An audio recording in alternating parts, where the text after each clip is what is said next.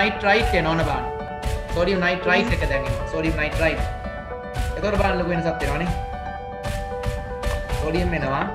nitrite එනවම මොකක්ද එන්නේ? NO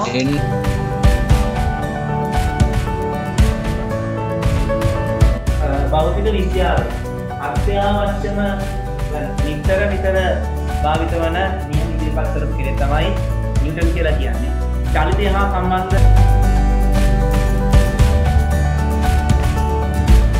පරීක්ෂණය කරනවා දැන්. කීපවතා පරීක්ෂණ කරලා හොයා ගන්නවා.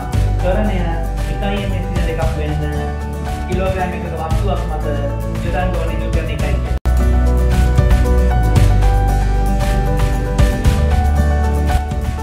අයිබෝවන් සුබ සන්ධ්‍යාවක් වේවා අදිලෝතා චේතනාටම අපි 10 වසර විද්‍යා පාඩම අද පටන් ගන්න හදන්නේ.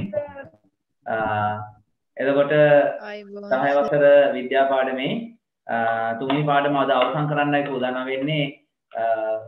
රසායනික සූත්‍ර ලිවීම තමයි අපි මේ සතියේ නතර කරපු තැන. ඔයාලට මම රසායනික සූත්‍ර දුන්න 40ක් ලියන්න.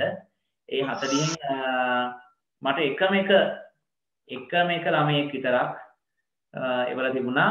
ඒ 40 ලියලා ෆොටෝ එකක් ගහලා ඒවල තිබුණා එකම එක ළමයයි. අනිත් දැන් 90 ගාණක් හිටියා ළමයි 90 ගාණක් හිටියා. ඒ 90 ගාණෙන් එකම එක ළමයා කියන්නේ 100ට එකක් වගේ ප්‍රමාණයක් තමයි මේ වැඩේ කරන්නේ. මෙහෙමයි ඉතින් ඔයාලා මේ වැඩේ කරන්නේ නැත්නම් මම කොච්චර ඉගෙනුවත් වැඩක් නැහැ. මම කොච්චර ඔයාලට තේරෙන්න මේක කළත් වැඩක් නැහැ. ඔයාලා අනිවාර්යෙන් වැඩේ කරන්න ඕනේ. හරිද?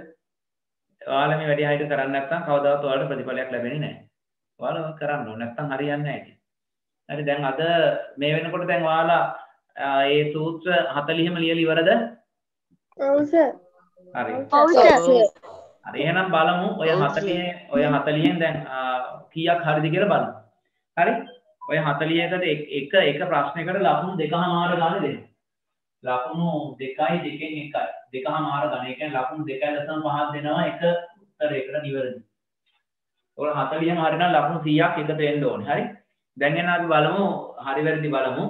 ලකුණු ගන්න කීයද කියලා බලන්න ඕනේ. ලකුණු 100න් 100 තියෙන්න ඕනේ සියලු දෙනාගෙන්. හොඳයි අපි එහෙනම් පටන් ගමු නතර කරපු තැනින්. මම ඔයාලට ටියුට් එක ෂෙයා කරන්නම්.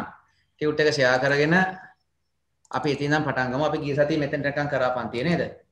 දැන් එදා ලියපු විදිහට මේක මෙහෙම ලියලා තියෙන්න ඕනේ. සෝඩියම් ක්ලෝරයිඩ් වලින් පටන් ගන්නෙ. ඔව් සර්. සෝඩියම් වල කොහොමද දෙන්නේ කියන්න බලන්න. සෝඩියම් නම් සංකේත කියන්න මට. NaCl. NaCl කියන්නේ මේ සම්පූර්ණ සූත්‍රනේ. ඒ සංයුතතාව 1යි. ඔව්.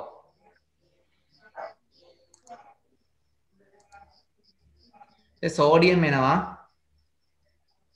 සෝඩියම් එනවා, ක්ලෝරින් එනවා. සෝඩියම් වල සංයුතාව කීයද? 1යි. 1යි. ක්ලෝරින් වල සංයුතාව 1යි. 1යි. එතකොට අපි දෙන්නගේ සංයුතා දෙක මාරු කරනවා. මාරු කරාට පස්සේ එනවා මොකද්ද සූත්‍රය? NaCl සෝඩියම් ක්ලෝරයිඩ් කියලා එනවා. ඊට පස්සේ දැන් ඔයාලත් මාත් එක්ක කියාගෙන කතා කරගෙන යන්. ඊළඟ සෝඩියම් ඔක්සයිඩ් ගත්තොත් සෝඩියම් හා ඔක්සිජන් එක වෙන්නේ. සෝඩියම් වල සංයුතාව 1යි. ඔක්සිජන් වල සංයුතාව 2යි. ඔව් දෙන්නගේ සංයුතා දෙක අපි මාරු කරනවා. Na2O oxide. Na2O. ඊළඟ සෝඩියම් බ්‍රෝමයිඩ්. සෝඩියම් ඉන්නවා බ්‍රෝමින්. බ්‍රෝමින් ඉන්නවා. සෝඩියම් වල සංයුතාව කීයද? 1යි. 1යි. බ්‍රෝමින් වල සංයුතාව 1යි. සෝඩියම් වල සංයුතාව සහ බ්‍රෝමින් වල සංයුතාව දෙක මාරු කරා. ඒතර මොකද වෙන්නේ? Sodium bromine NaBr. හරිද මේව හරිනම් හරි දාගන්න.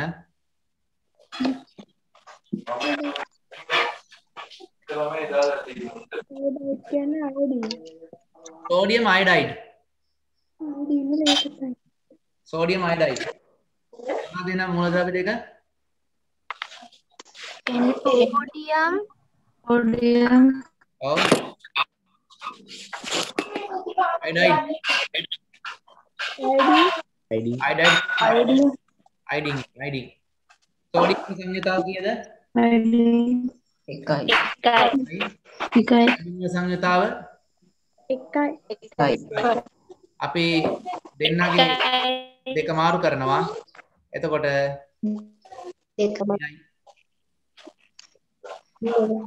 NaI. හරිද? ඔන්න හතරක් ඉවරයි.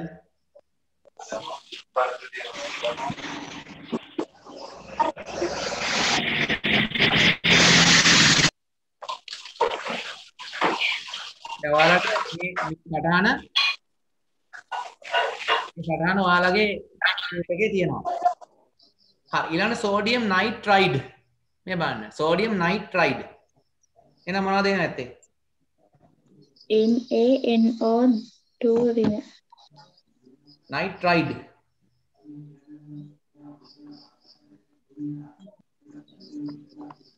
බලන්න මේ nitride කියලා තියෙන්නේ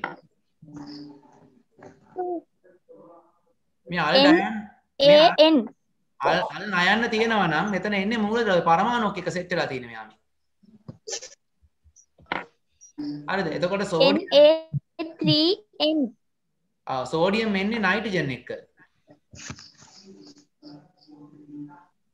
සෝඩියම් එන්නේ නයිට්‍රජන් එක්ක. සෝඩියම් සංයුතාව කීයද? නයිට්‍රජන් සංයුතාව අපි ගන්නේ 3යි. නයිට්‍රජන් සංයුතාව ගන්න අපි 3යි කියලා. එතකොට මේ දෙන්නගේ දෙක මාරු කරනවා. මාරු කරාට පස්සේ නා මොකද්ද? Na3N sodium bicarbonate sodium තියෙනවා bicarbonate අයනය තියෙනවා bicarbonate අයනය මොකද සූත්‍රය HCO HCO ඍණ එතකොට sodium වල සංයුතාව එකයි මෙතන ඍණ එකක් නේ තියෙන්නේ න සංයුතාව එකයි දෙන්නක දෙක මාරු කරාම එනවා දෙන්නක දෙක මාරු කරාම එනවා NaHCO3 right NaHCO3 හොඳයි sodium bisulfate sodium මෙහෙමම තියෙනවා bisulfate නම්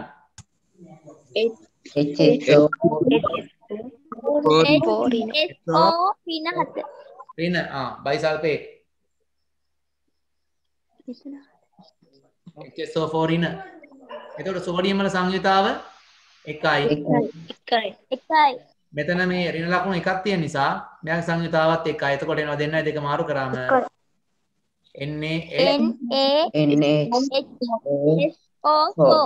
NaHSO4 හොඳයි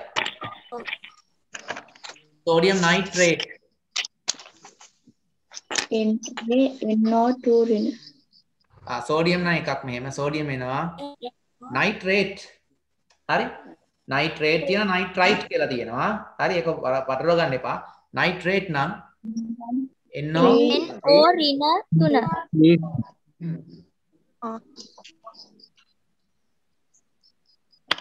එතකොට sodium වල සංයුතාව කොහොමත් එකයි මෙතන ඍණ එකක් නිසා මෙයාගේ සංයුතාව එකයි දෙන්නගේ දෙක මාරු කරපු ගමන් එනවා මොකද්ද NaNO2 දැන් sodium nitrite එනවන බලන්න sodium nitrite එක දැන් එනවා sodium nitrite එතකොට බලන්න ලොකු වෙනසක් වෙනවනේ sodium එනවා nitrite නාම මොකක්ද එන්නේ NO2 රින එන්නේ NO2 එකයි දෙන්න සංයුතාව එකයි දෙන්නක දෙක මාරු කරනවා මාරු කරලා පස්සේ එනවා NO2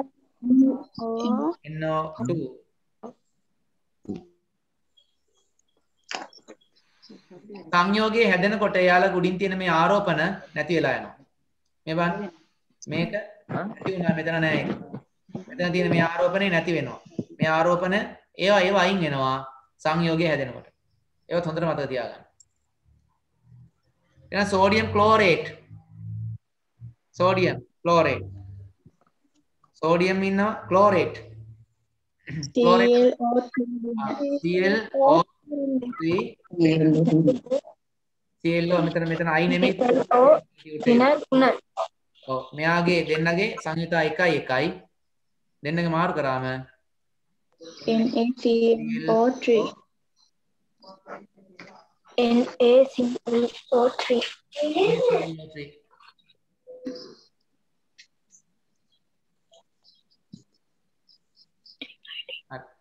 තවදුරටත් හදාගන්න කට්ටිය ඉන්න හදාගන්න.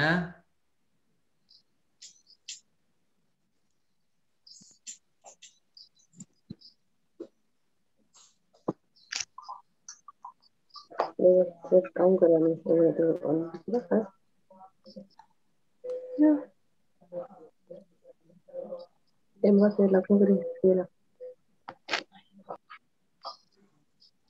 හරි sodium iodate වලින් පටන් ගමු දැන් 11 වෙනි එක sodium iodate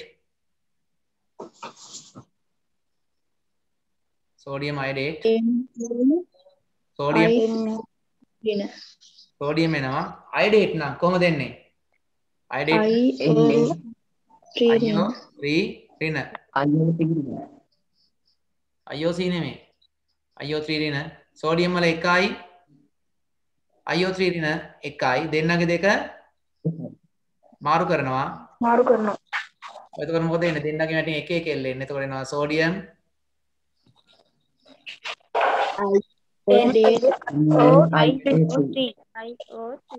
sodium iodate දැන් sodium iodate කිව්වොත් කොහොම iodide කිව්වොත්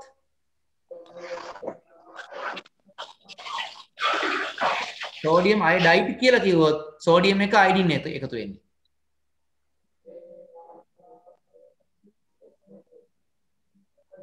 හරි sodium hydroxide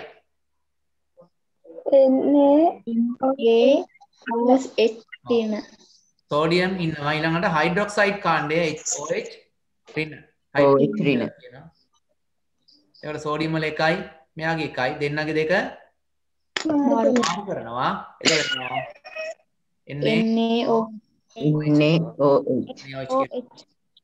NaOH කියන්නේ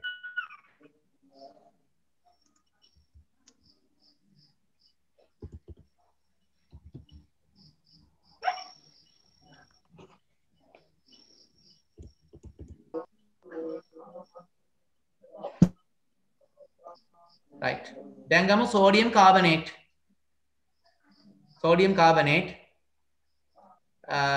carbonate හදනකොට කොහොමද එන්නේ sodium කාණ්ඩය එනවා sodium එනවා carbonate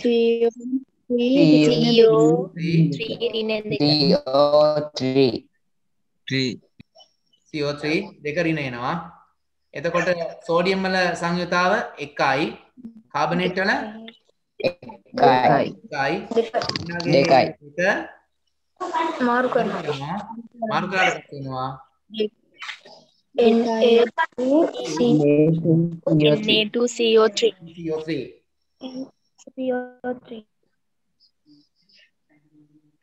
sodium sulfate NaCO4 ඍණ දෙක sodium තියෙනවා sulfate නම් SO4 SO4 එතකොට sodium වල සංයුතාව කීයද 1යි sulfate වල 2යි දෙන්නගේ දෙක මාරු කරනවා මොකද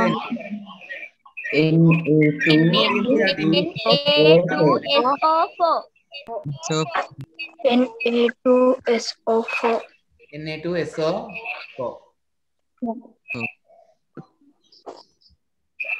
නම කිව්වා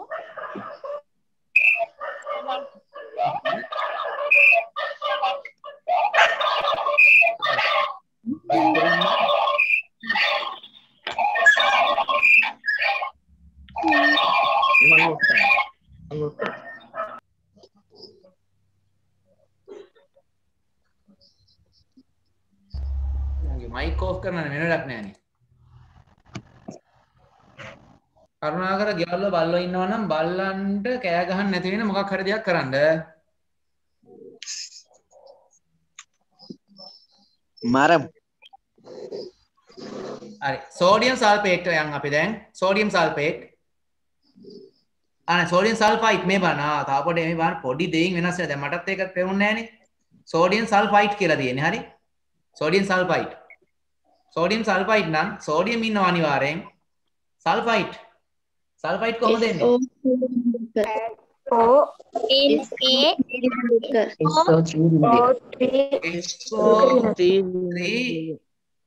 දෙකරින් නේ සල්ෆයිඩ් එනකොට එතකොට දෙන්නගේ දෙක මාරු කරාම සෝඩියම් එකයි මෙයාගේ දෙකයි SO3 right sodium phosphate sodium phosphate sodium sodium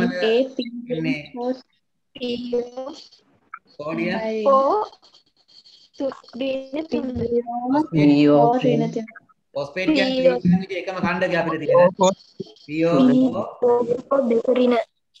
PO4 තුනරින දෙකරින නෙමෙයි PO4 තුනරින. කොට මෙයාගේ සංයුතාව 1යි මෙයාගේ සංයුතාව 3යි.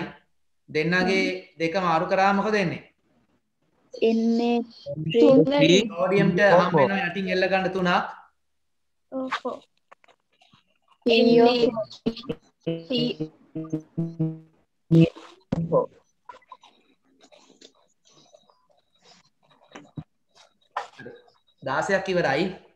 දාසයක් ඉවරයි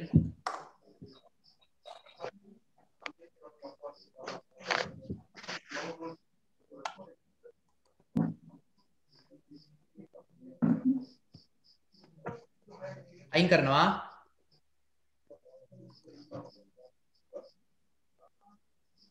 potassium chloride දෙනවා potassium sulfate right පටන් ගමු potassium chloride potassium නම් KCl එතකොට potassium chloride මොකක්ද දෙන්නේ Cl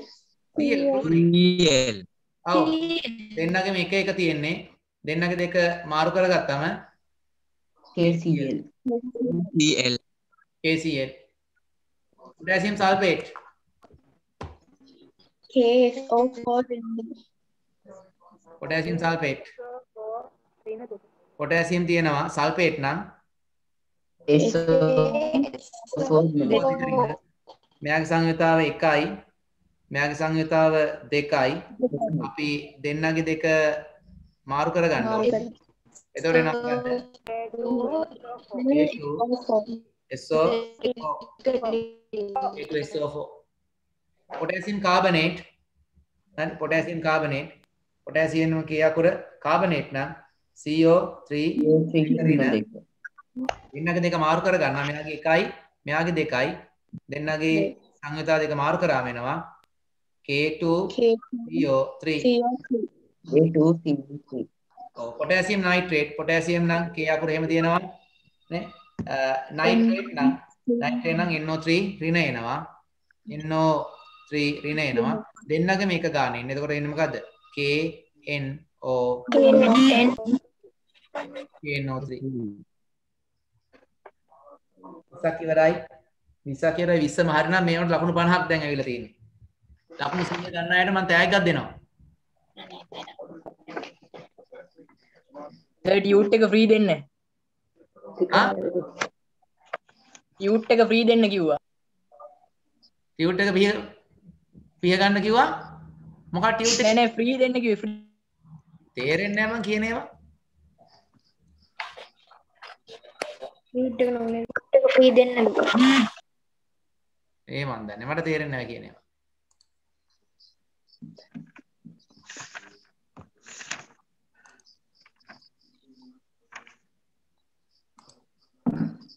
potassium hydroxide tag දෙන්නේ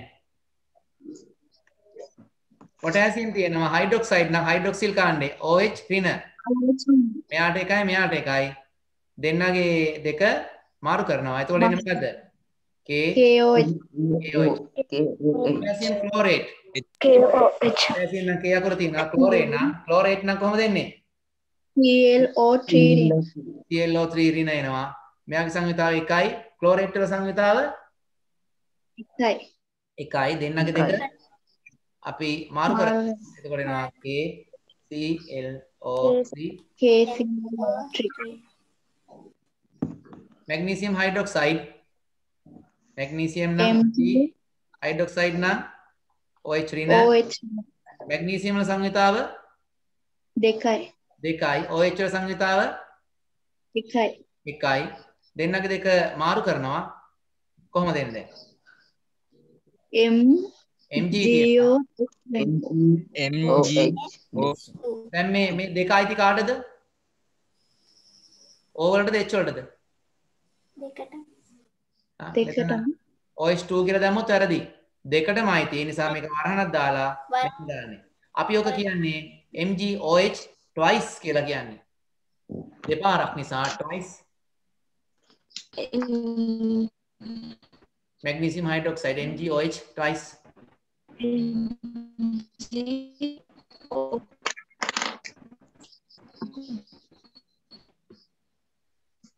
ඊළඟ magnesium carbonate ගමු අපි magnesium තියෙනවා carbonate නම් CO3 CO3 දෙන්නගේ සංයුතා දෙකයි දෙකම දෙකයි දැන් මෙතෙන්දි මොකද්ද කරන්න අපි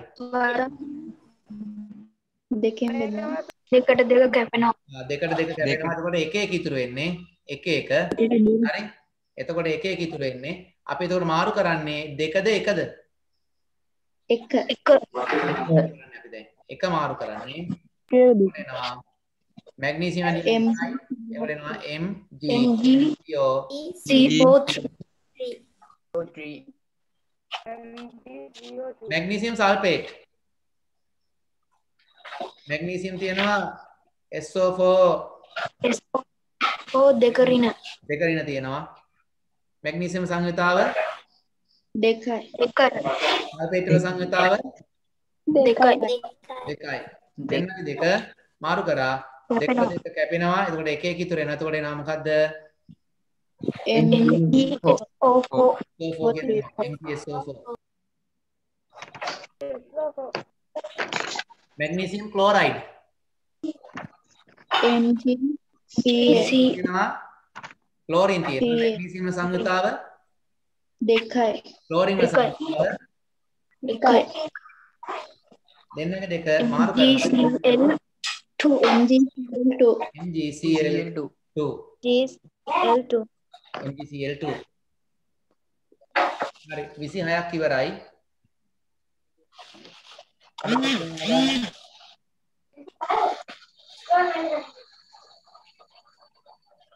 සර්ගේ සද්ද අඩු වුණානේ. සද්ද අඩු වුණානේ සර්. අනිතරත් එහෙම සද්ද අඩු වෙනද ඇහෙන්නේ?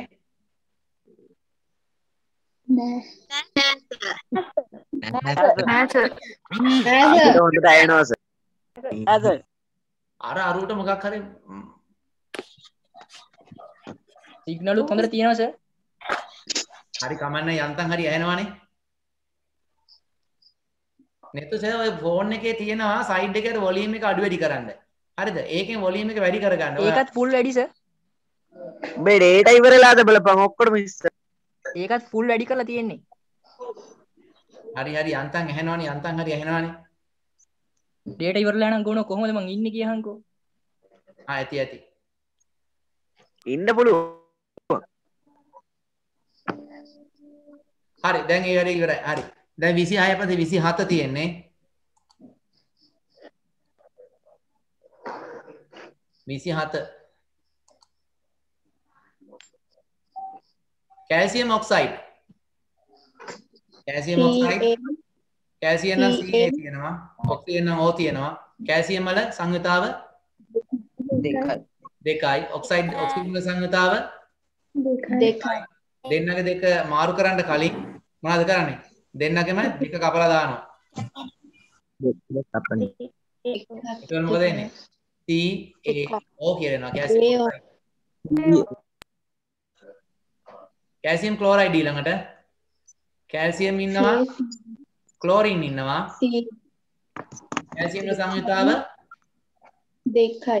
ක්ලෝරින් වල සංයුතාව දෙකයි. දෙකට දෙක මාරු කර ගන්නවා. මොකද වෙන්නේ? Cl2 CaCl2 calcium chloride. හරි. කැල්සියම් කාබනේට් වලට යම්.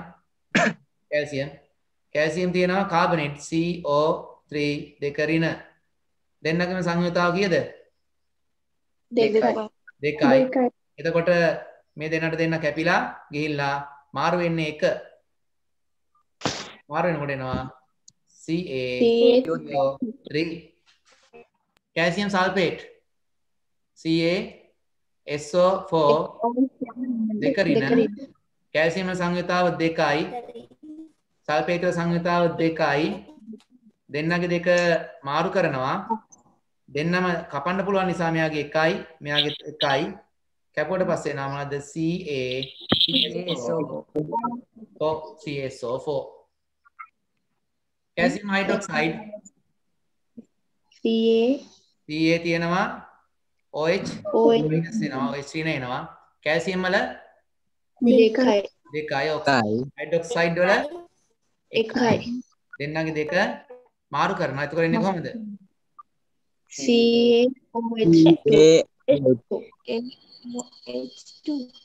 Ca කොහොමද එන්නේ? Ca වරහන් ඇතුලේ OH දෙක. CaOH twice.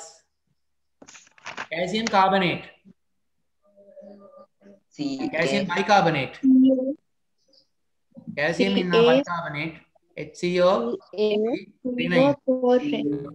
Calcium සංයුතාව 2යි bicarbonate වල 1යි. මේක කොහොමද කියන්න බලන්න.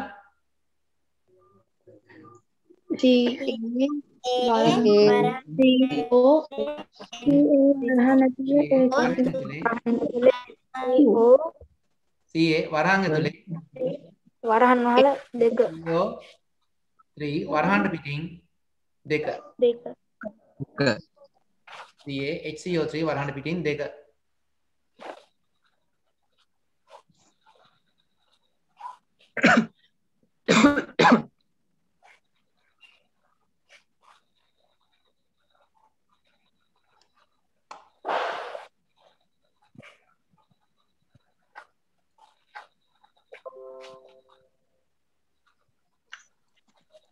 lithium hydride ගමු අපි.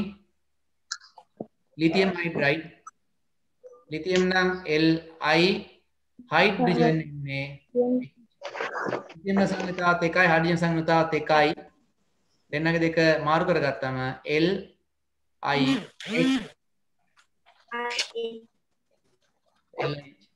sodium hydride. sodium hydrogen. sodium එකයි hydrogen උනත් එකයි. දෙන්න දෙක මාරු කරගත්තම NH.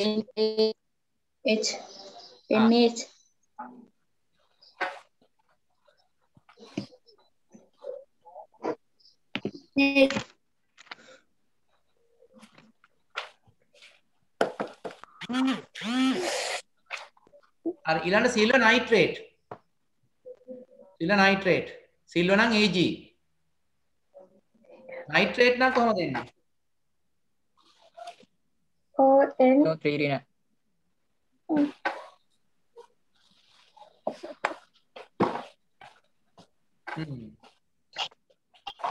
දැන් වැඩි.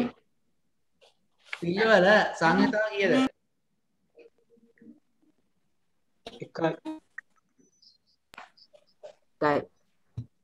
silver වල සංයුතාව 1යි. මේක කොහොමද ඔයාලට දීලා තිබ්බද ඊට කලින්? නෑ සර්. එහෙනම් මේ ඔයාලගේ ටියුට් එකේ මෙන්න මෙතන දාගන්න අර මතකද වගුවක් දුන්නේ?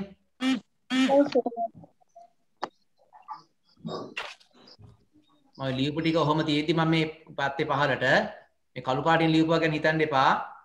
මෙන්න මේ ඒක සංයුජ කියලා තිබ්බා නේද? මෙන්න මෙතන. මේ ඒක සංයුජ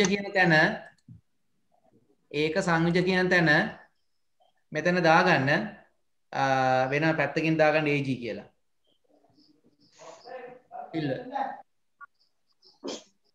අපිට එහෙම හම්බෙන වෙලාවට අපි ඔය වගුවට ඔය වගුවේ නැති මොනවා හරි මූලද්‍රව්‍ය අහුනොත් එහෙම ඒවයි සංයුතව දැනගත්ත ගාම ඔය වගුවේ එතන ලියා ගන්න.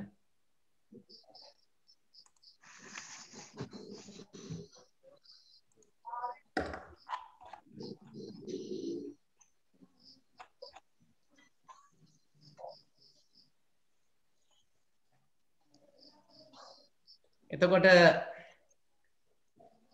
සිල්වල සංයුතාව එකයි මෙයාගේ සංයුතාව එකයි දෙන්නගේ දෙක මාරු කරගත්තම මොකක්ද එන්නේ සූත්‍රය? AG NO3 එහෙනම් සිල්ව ක්ලෝරයිඩ් සිල්ව නම් AG ක්ලෝරින් නම් Cl දෙන්නගේ සංයුතාව එකයි දෙන්නගේ දෙක මාරු කරාම එනවා AgCl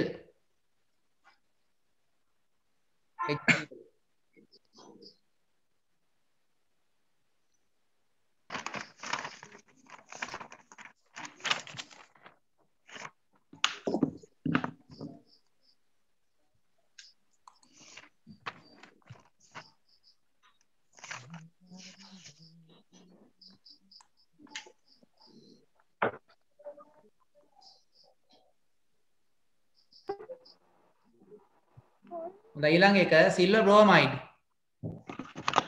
EBR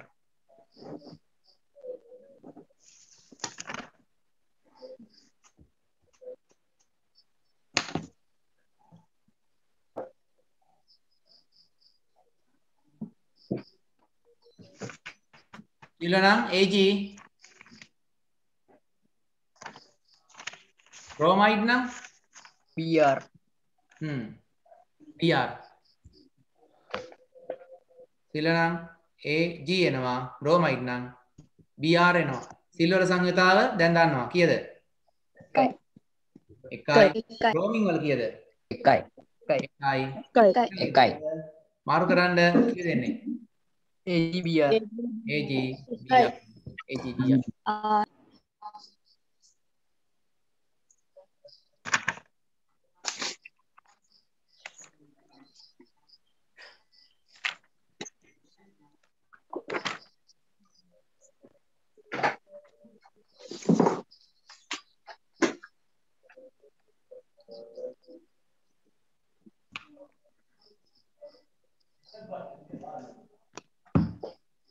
හරි ඊළඟට තියෙන සිල් අයඩයිඩ්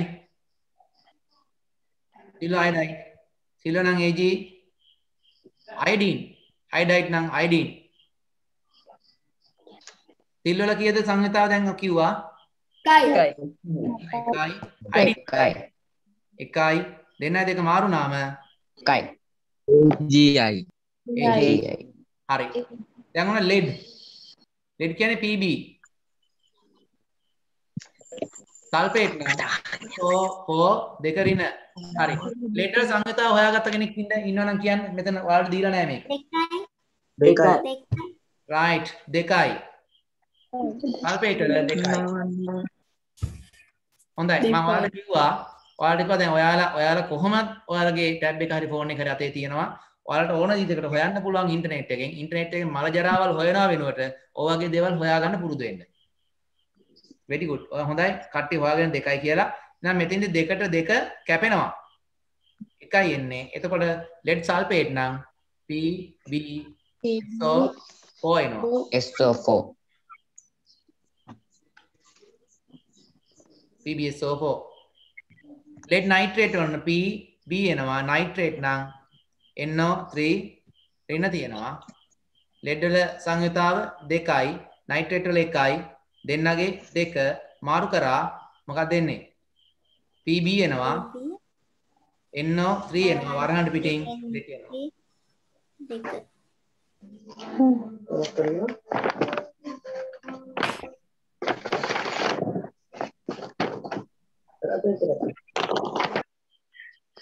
රසායනික සූත්‍ර වලින් පස්සේ අපි කියන්නේ බහු පරමාණු කායන ආයන ඛණ්ඩ කියලා අපි ඔක්කොම ඉගෙන ගත්තා. ඒවයි පස්සේ පාඩම ඉවරයි. හරි අපිට දැන් තියෙන්නේ අලුත් පාඩම නිව්ටන් නියම. එහෙනම් අපි අලුත් පාඩම පටන් ගමු. අලුත් පාඩම තමයි නේද? 10 වසර ඊළඟ පාඩම අලුත් පාඩම නිව්ටන් නියම පාඩම ඔන්න අපි පටන් ගන්නවා. හරිද? පාඩම නිව්ටන් නියම මේ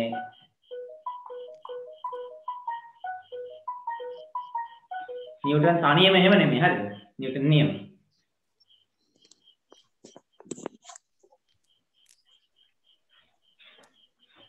අපිට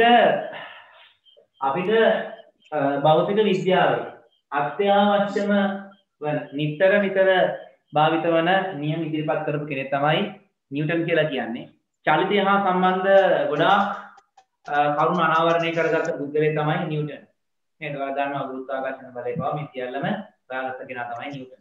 එතකොට නිව්ටන් මේ බලය චලිතය සම්බන්ධ ගොඩාක් මූලධර්ම උගන්ලා තියෙනවා. මේක හොයාගෙන තියෙනවා. අපි ඒ සියලුම දේවල් සාමාන්‍ය පෙළදී ඉගෙන ගන්නේ නැහැ. ඔයාලට නිව්ටන්ගේ ගොඩාක් නියම චලිතය සම්බන්ධ ගොඩක් දේවල් ඉගෙන ගන්න පුළුවන්. මම කැමති හැමෝම උසස් පෙළ විද්‍යාංශයෙන් ඉදිරියට යනවා නම්. එහෙම ගියොත් ඔයාලා ඔක්කොම භෞතික විද්‍යාවේදී මේ නිව්ටන්ගේ ගොඩක් නියම ඉගෙන ගන්න ඔයාලට අවස්ථාව ලැබෙනවා. හරි. අපි ඉස්සෙල්ලාම බලමු. බලයක් කියන්නේ මොකක්ද කියලා. බලයක් කියන්නේ මොකක්ද කියලා අහුවාම පොඩි කාලෙත් මේක ඉගෙනගෙන තියෙනවා. අපිට පුළුවන් කිසියම් වස්තුවක් මෙහෙම තල්ලු කරන්න. නේ? කිසියම් වස්තුවක් අපි මෙහෙම තල්ලු කරනවා නම් දැන් මට මෙතන මේ මොකක් වෙන්න විදියක් නැහැ. හරිද? කිසියම් වස්තුවක් අපි තල්ලු කරනවා. තල්ලු කරන්න අපි බලයක් ගන්නවා. නිකන් අපි අත තියන් හිටියයි කියලා තල්ලු වෙන්නේ නැහැ. නේ? අපි අතින් තල්ලු කරනකොට ඔන්න බලයක් යොදලා තමයි අපි ඒක තල්ලු කරන්නේ. තල්ලු කිරීම. එහෙම නැත්නම් අපි මොකක් හරි දැන් හිතන්න කරත්තයක ගොන්නු දෙන්නෙක් එකට ගාලා ඉන්නවා. එයා කරත්තය ඇදගෙන යනවා. එහෙනම් ඇදීම. හරි. ඒ කියන්නේ තල්ලු කිරීම.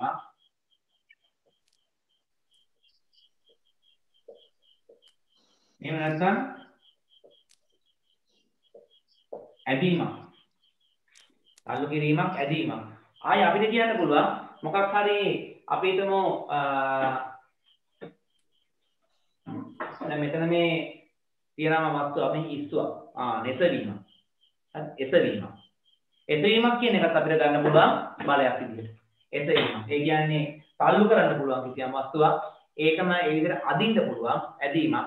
ඒ වගේම එසවීමක්. ඒ වගේ අපිට මොනවා හරි පහළ තද කරන්න පුළුවන්.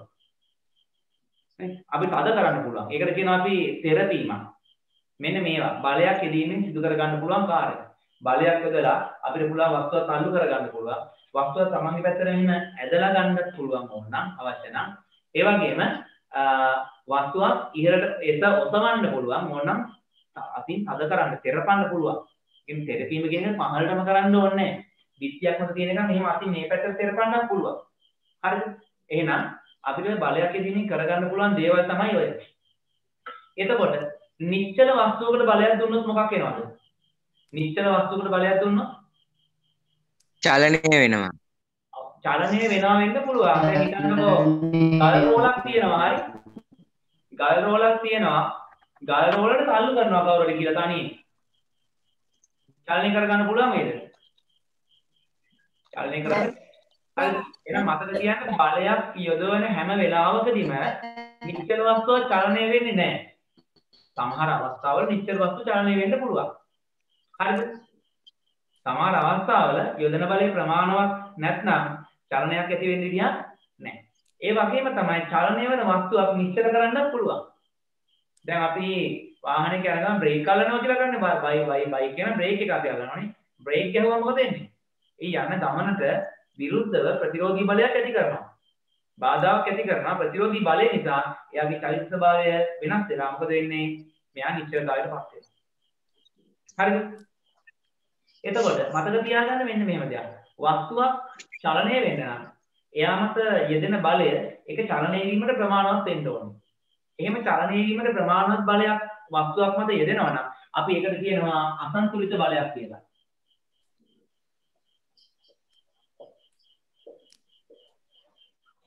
වස්තුවක් චලනය වීම සඳහා අවශ්‍ය කරන කිසියම් බලයක් යෙදෙනවා නම් ඒකට කියන්නේ අපි අසමතුලිත බලයක්. කියන්නේ අසන්තුලිත බලයක් කියලා අපි කියනවා. හරිද? බලය කියන එක මේවා අපි පොඩි කාලේ ඉගෙන ගත්තා. බලය කියන එක විශාලත්වයක් හා දිශාවක් කියන දෙකම තියෙනවා. ඒ කියන්නේ දැන් මෙහෙම අපි බලයේ මයින්ඩ් භාවිත කරන්නේ දුනු තරාදිය කියන උපකරණය. දැන් මල් ළඟ තියෙනවා ඉලෙක්ට්‍රොනික දුනු තරාදිය. මල් ළඟ තියෙනවා ඉලෙක්ට්‍රොනික දුනු තරාදිය. හරිද?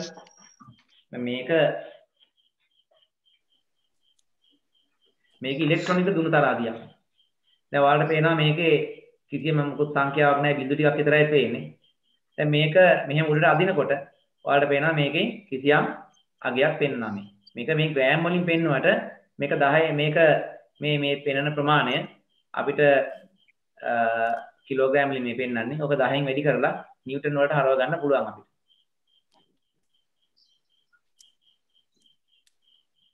එතකොට මේකෙන් මේ දුනු තරාදියෙන් පෙන්වන අගය තමයි බලයේ විශාලත්වය.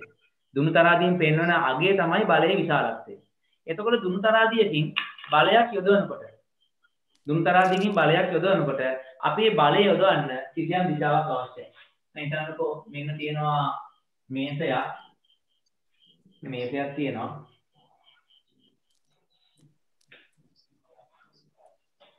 මේසයක් තියෙනවා. ওই මේසය මත ලී කුට්ටියක් තියෙනවා. දැන් මේ පැත්ත ඔයාලගේ දකුණු අත පැත්ත. නේ? මේ පැත්ත ඔයාලගේ දකුණු අත පැත්ත.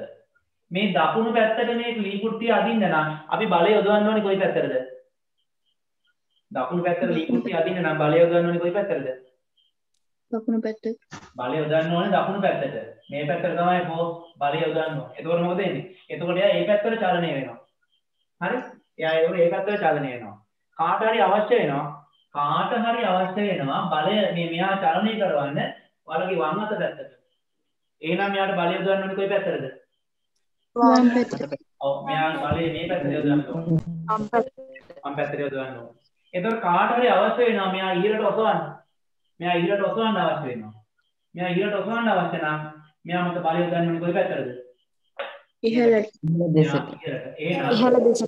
එහෙනම් හොඳට මතක තියාගන්න බලය යොදවන්න නිශ්චිත දිශාවක් තියෙන්න ඕනේ. බලය යොදවන දිශාවට තමයි වස්තුව චලනය වෙනවා නම් චලනය වෙන්නේ. එහෙනම් මතක තියාගන්න බලයට තියෙනවා නිශ්චිත දිශාවක්.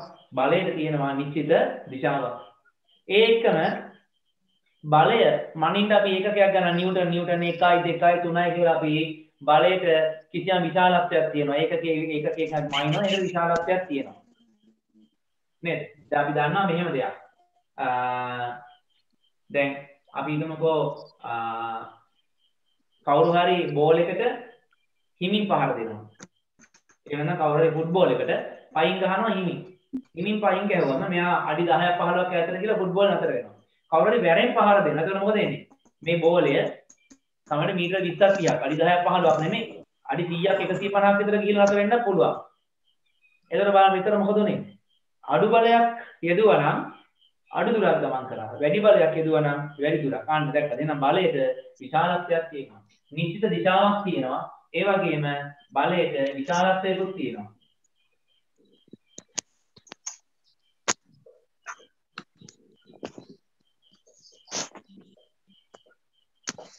නිශ්චිත දිශාවක් ඇත විශාලත්වයක් ඇත. නිශ්චිත දිශාවකේ විශාලත්වයක කියන දෙකම තියෙනවා නිසා අපි මෙයාට කියනවා බලන්න මේක අපි කලින් ඉගෙන ගත්තා. නිශ්චිත දිශාවක් හා විශාලත්වයක් තියෙනවා. මේක 10 වසරේ මුල් පාඩම් වල ඉගෙන ගත්තා. එහෙනම් අපි කියනවා මේක මොන රාශියක් කියලාද? දෛශික රාශිය.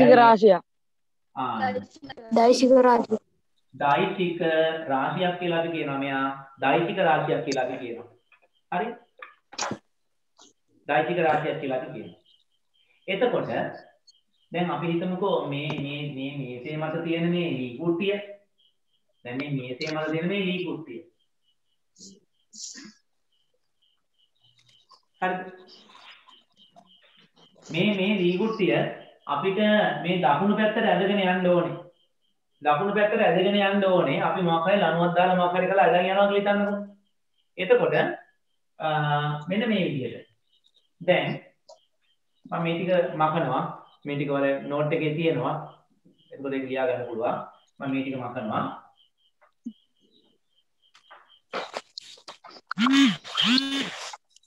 කවුරු හරි මේකට කොක්කක් ගැට ගන්නවා. හරි මේකට පොඩි කොක්කක් දානවා. කොක්කක් දාලා නූලකින් මෙහාට අදිනවා මේක. කොක්කක් දාලා නූලක් දාලා මෙහෙම ඇදගෙන යනවා. එතකොට මේ නූල තියෙන්නේ ඇදෙච්ච නූලක්ද කෙලින් ඇදිච්ච නූලක්ද? ඇදිච්ච නූල. කෙලින් ඇදිච්ච නූලක් තියෙනවා. සාමාන්‍ය නූල කොට ඇදලා වගේ තියෙනවා. මේක කෙලින් ඇදිච්ච නූලක්. එතකොට මේ බලය ක්‍රියා කරන්නේ මේ නූල ඔස්සේද එහෙම නැත්නම් නූලට පිටින්ද?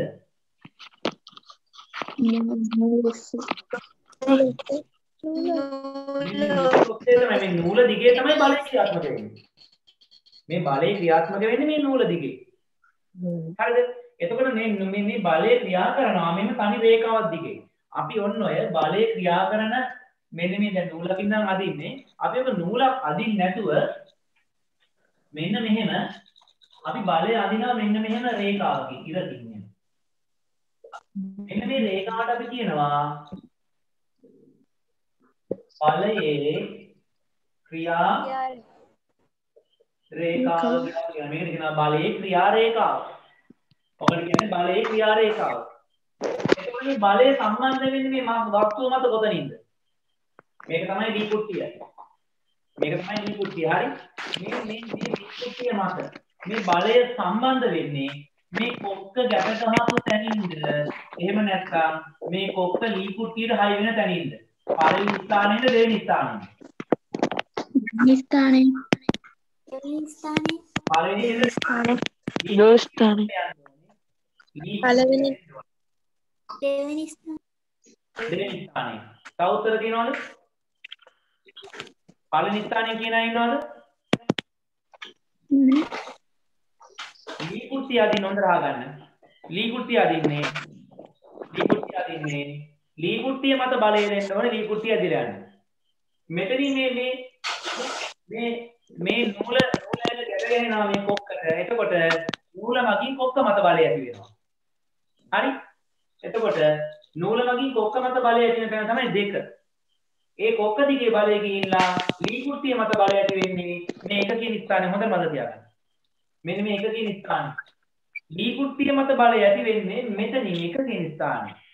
මේ දෙක කියන්නේ කොක්ක. කොක්ක මත බලය ඇති වෙනවා. නූල මගින් කොක්ක මත මෙතනින් බලය ඇති වෙනවා. හරිද? කොක්ක මගින් ලී කුට්ටිය මත මෙතනින් බලය ඇති වෙනවා.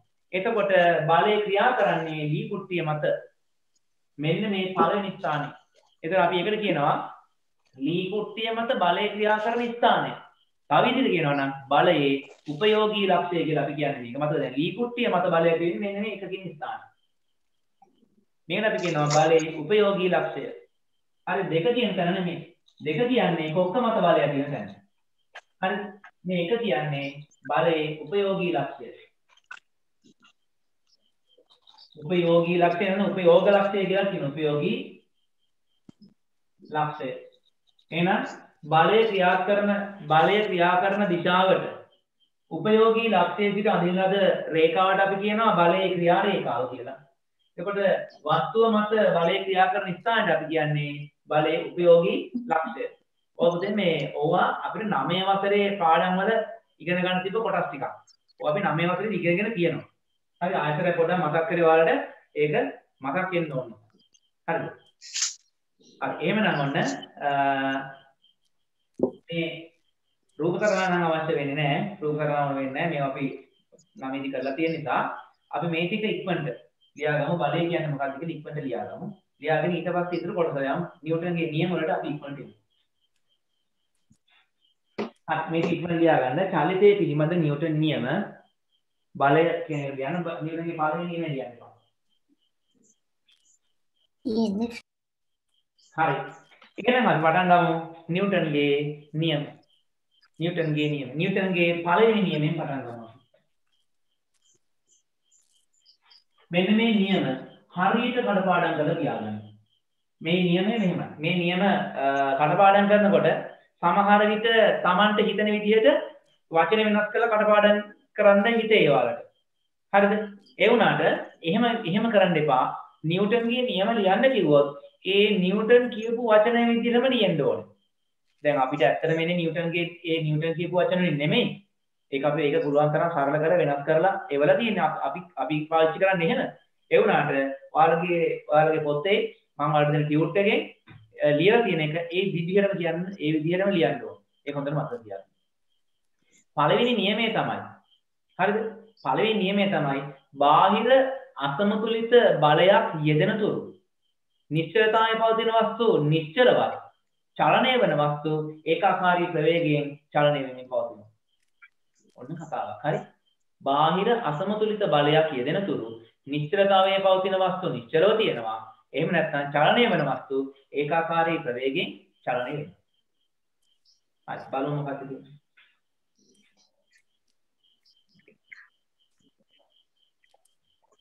මෙන්න මේසයක් තියෙනවා. හරිද? මේ මේසයක් තියෙනවා. මේසේ මත තියෙනවා ලී කුට්ටියක්. මේසේ මත ලී කුට්ටියක් තියෙනවා.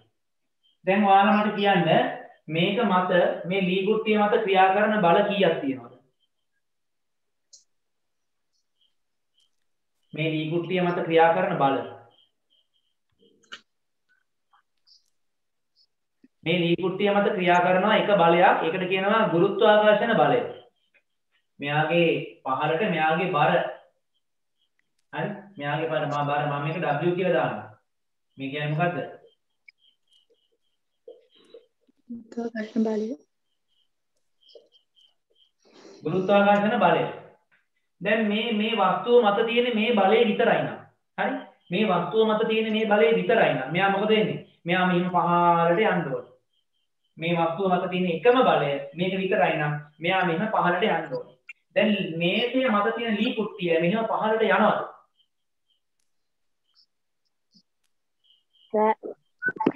මේ ලී කුට්ටිය මෙහෙම පහළට යනවද? නෑ. මේක පහළට යන්නේ නැහැ. පහළට යන්නේ නැහැ හේතුවක් තියෙනවා එහෙනම්. මොකද්ද? දැන් ඔන්න මගේ අත මත මම මේ දුනුතරාදිය තියෙනවා. හරි? මගේ අතෝඩේ මේ දුනුතරාදිය මම මේ තියලා තියෙනවා. දැන් මේ දුනුතරාදිය බර මගේ අතට දැනෙනවා. මේක ටිකක් බරයි. මේක මගේ අතට දැනෙනවා. ඒ කියන්නේ දුනුතරාදිය මගින් ගුරුත්වාකර්ෂණ බලය මගින් ඇති වෙන ගුරුත්වාකර්ෂණ බලය මගේ අතට දැනෙනවා.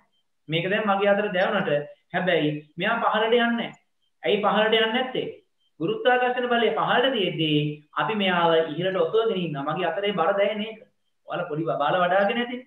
බබෙක් වඩාගෙන මේ අරගත්තට පස්සේ ඒ ළමයාගේ බර වාගේ අතට දැනෙනවා. ඒ මොකක්ද දැනෙන්නේ? ගුරුත්වාකර්ෂණය නිසා ඇතිවන බලය.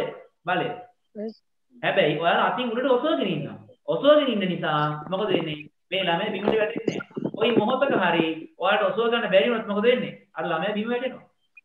අන්න දැක්කද? ඒ ළමයා අතේ ඉන්නේ ඔයාලා ඒ ගුරුත්වාකර්ෂණ බලයට විරුද්ධව ඉහළට බලයක් යොදවන තුරු විතරයි. හැබැයි එයා ගුරුත්වාකර්ෂණ බලයට විරුද්ධව බලය යොදවපු නැති වෙච්ච ගමන් යොදන්න බැරි වෙච්ච ගමන් මොකද වෙන්නේ? එයා බිමට වැටෙනවා. එහෙනම් මට කියන්න මේසේ මත මෙයා ඉන්නවා. මේ ලී කුට්ටිය.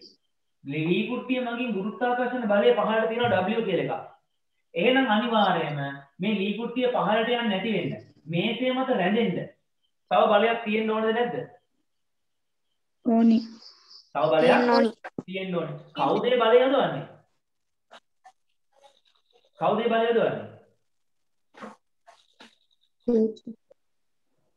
කියන්න මම දැන් කවුද ඒ බලය යොදවන්නේ? වෙන කෙනෙක් කවුරුත් නැහැ. දැන් මෙතන කවුරුත් නැහැ තේන්න කෙනෙක්.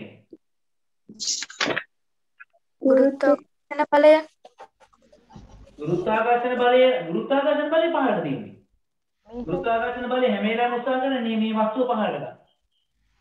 මෙයා පහළට ගන්න try කරනකොට මෙයා පහළට යන එකට විරුද්ධව අනිත් පැත්තට බලයක් තියෙනවා. බලය තියෙන්න ඕනේ නම් කොයි පැත්තටද? ඉහළට. ඔව් ඉහළට බලය තියෙන්න ඕනේ. එහෙනම් කවුරු හරි මේ පහළෙන් උඩට තල්ලුවක් දෙන්න ඕනේ ඉහළට. මෙහෙම ඉහළට තල්ලු කරන් ඉන්න ඕනේ. පේනවද කවුරු මේක තල්ලු කරන් ඉන්නවා? මේසය. රයිට් මේසය. ඒ වැඩේ කරන්නේ කවුද? මේසය. මේසය මගින් මෙයා ඇති කරනවා බලයක් ඉහළට. අපි ඕකට කියනවා රියැක්ෂන් එක කියන R කියලා කියනවා. හරිද? ඕක R කියලා කියනවා. එතකොට බලන්න මේකට අපි කියන්නේ ප්‍රතික්‍රියාව. මේකට අපි කියන්නේ ප්‍රතික්‍රියාව. මේක අන්තිමට අපි ඉගෙන ගන්නවා. හරිද? සෑම ක්‍රියාවකටම සමානව ප්‍රතිරුද්ධ ප්‍රතික්‍රියාවක් ඇත කියලා අපි අන්තිමට ඉගෙන ගන්නවා මේක. දැන් මතක තියාගන්න මේ මොකද? මේ වස්තුව මගින් බලයක් පහළට ඇති කරන ගුරුත්වාකර්ෂණ බලය. ඒකට සමානව ප්‍රතිවිරුද්ධ ඉහළට බලයක් තියෙන. ඒක ඇති කරන්නේ කවුද? මේසෙ. ඒකවල අපි හිතමුකෝ මෙයා පහළට තියෙන නිව්ටන් 30යි. මෙයා පහළට නිව්ටන් 30ක් දුන්නා නම් මේ ඉහළට ඇති කරපු බලය නිව්ටන් කීයක් එන්න ඕනද? 30ක්. ඒකත් නිව්ටන් 30ක් එන්න ඕනේ. ඒකත් නිව්ටන් 30යි. දෙක සමානයි. දෙක දෙපැත්තට ප්‍රතිවිරුද්ධයි. මේක නිකන් හරියට කඹ අදිනවා වගේ. එක පැත්තකින් 10 දෙනෙක් අදිනවා, මේ පැත්තෙන් තව 10ක් අදිනවා. දෙකොල්ලම එක සමානව ඇදගෙන ඉන්නවා. කඹේ කොහාටවත් යනවද? නෑ. නෑ, කඹේ කොහාටවත් යන්නේ නෑ. කඹේ කොහාටවත් යන්නේ නැත්තේ ඇයි? දෙපැත්තටම බල දෙක සමානයි. බැරි වෙලාවක් එක පැත්තකට බලය අඩු වුණොත් මොකද වෙන්නේ? එක පැත්තකට බලය අඩු වුණා. ටික යා ඒ පැත්තට ගමන් කරන්න පටන් ගන්නවා. මෙයා ටික ඒ පැත්තට ගමන් කරන්න පටන් ගන්නවා. උදාහරණයක් විදිහට මෙහෙම. මේ පැත්තකින් මේ අදිනවා. හරි? මෙන්න වස්තුවක් තියෙනවා. මේ වස්තුව මත මේ පැත්තට නිව්ටන් 30ක් තියෙනවා. මේ පැත්තට නිව්ටන් 30ක් තියෙනවා. මෙයා කොහාටවත් යනවද? එකම තැන තියෙනවද? එකම තැන තියෙනවා. මෙයා එකම තැන තියෙනවා. මෙයාගේ මේ පැත්ත මම නිව්ටන් 31ක් කරනවා. මෙයා නිව්ටන් 31ක් කරනවා. දැන් මොකද වෙන්නේ මෙයා? මේක වම් පැත්ත මේක දකුණු පැත්ත. මොකද දකුණු පැත්තට ගමන්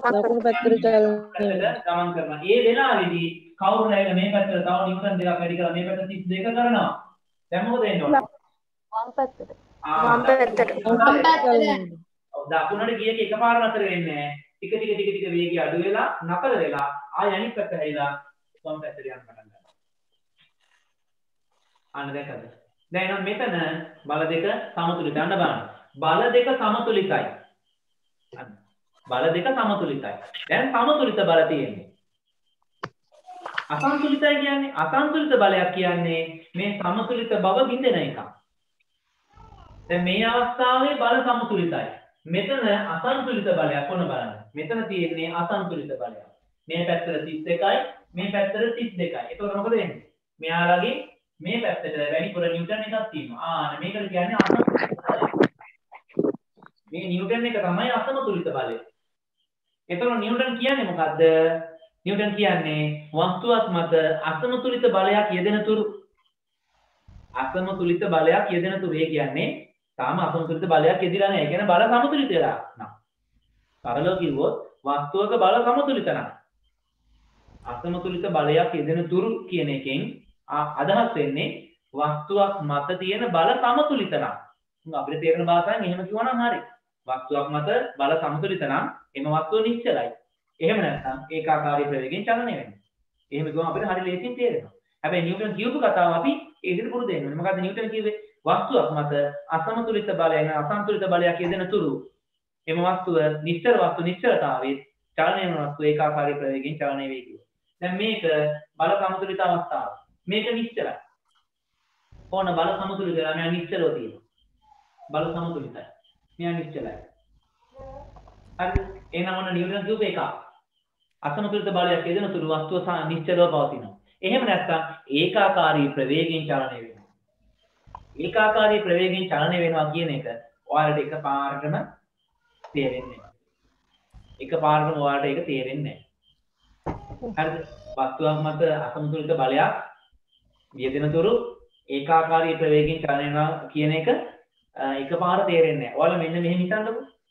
දැන් බලන්න අපි ගමු අභ්‍යවකාශයේ තියෙන කිසියම් වස්තුවක්. අභ්‍යවකාශයේ පාවෙන එක ඇස්ටරොයිඩ් කියලා කියනවා. ඒ කියන්නේ ලොකු පාෂාණ කුට්ටි වගේ දේවල්. ඒවා කිසියම් වේගයකින් එකම දිශාවට ගමන් කරගෙන යනවා. එයාලගේ වේගය අඩු වෙන්නේ නැහැ, වැඩි වෙන්නේ නැහැ. එකම විදිහට ගමන් කරගෙන යනවා. ඒ ගමන් කරන්නේ ඇයි? එයාලා මොනියම් වූ අවස්ථාවක එයාලගේ බල සමතුලිත වෙලා තියෙනවා. ඒ බල සමතුලිත වෙච්ච වෙලාවේදී එයාට තිබුණේ පැයට කිලෝමීටර් 100ක වේගයක් නම් එයා 100ෙන්ම ගමන් කරගෙන යනවා. එයා පැයට කිලෝමීටර් 100ෙන්ම ගමන් කරගෙන යනවා. හරිද? ඒකවල බල සමතුලිත වෙලා තියෙද්දිත් එයා එකම වේගයෙන් ගමන් කරගෙන යනවා. හරිද? මේක අපිට පොඩ්ඩක් පෙන්නන්න පෙන්වන්න පොඩි පරීක්ෂණ කීපයක් තියෙනවා. හරිද? මම ටියුට් එක පෙන්වන්න ටියුට් එකේ තියෙනවා පොඩි රූප සටහන් දෙකක්. හරිද? අර මෝටර් සයිකල් රූප සටහන සහ බස් එකක රූප සටහන. පොඩ්ඩක් අපි ඒක බලමුකෝ. හරි. දැන් මෙන්න මෙතන බලන්න. ඔයාලට පේනවා පළවෙනි අවස්ථාව. මේ මෝටර් සයිකලේ යන පුද්ගලයා ඒකාකාරී ප්‍රවේගයෙන් ගමන් කරගෙන යනවා. ඒකාකාරී ප්‍රවේගයෙන් ගමන් කරගෙන යනවා. ගමන් කරනකොට දැන් මෙයා ඉන්නේ මෝටර් සයිකලේ මත. දැන් මේ පුද්ගලයා ඉන්නේ මෝටර් සයිකලේ මත. මෙයා ඉන්නේ මෝටර් සයිකලේ මත. දැන් මෙයා එකපාර බිත්තියක් අහු වෙනවා. බිත්තිය අහු වෙනකොට මොකද වෙන්නේ?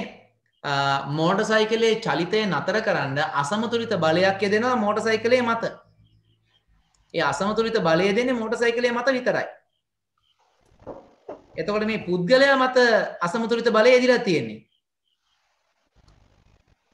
පුද්ගලයා මෝටර් සයිකලේ අතහැරෙන නිසා පුද්ගලයා මත අසමතුලිත බලයක් නැහැ. හරිද?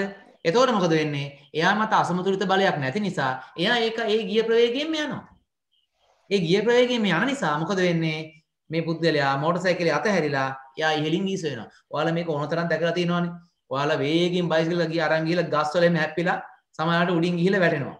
උඩින් ගිහින් වැටෙනවා කියනවා. ඔයාලා දැකලා තියෙනවා මෝටර් සයිකල් ඇක්සිඩන්ට් වෙනවා. එතකොට බයික් එක ගිහලා කොහේ හරි වදිනවා වාහනයක මේ ඒකින් යතුරු පැදී ආපු ඒ රියදුරා එයා උඩින් ගිහිල්ලා වැටෙනවා වෙන තැනකට කොහාට. සමහරවිට කියන කිසිම තුවාලයක් උනේත් නැහැ කියනවා. එතින්දි මොකද්ද වෙන්නේ? එතින්දි මෝටර් රථය මත අසමතුලිත බලයක් ක්‍රියාත්මක වෙලා මෝටර් රථයේ චලිතය නතර වෙනවා. ඒ කියන්නේ චලනය වෙන වස්තුව නිශ්චල වෙනවා. හැබැයි ඒ අසමතුලිත බලය යෙදුනේ මෝටර් සයිකලයේ මත විතරයි. මෝටර් සයිකලයේ මත හිටපු ඒ රියදුරාට ඒ අසමතුලිත බලය දුන්නේ නැහැ.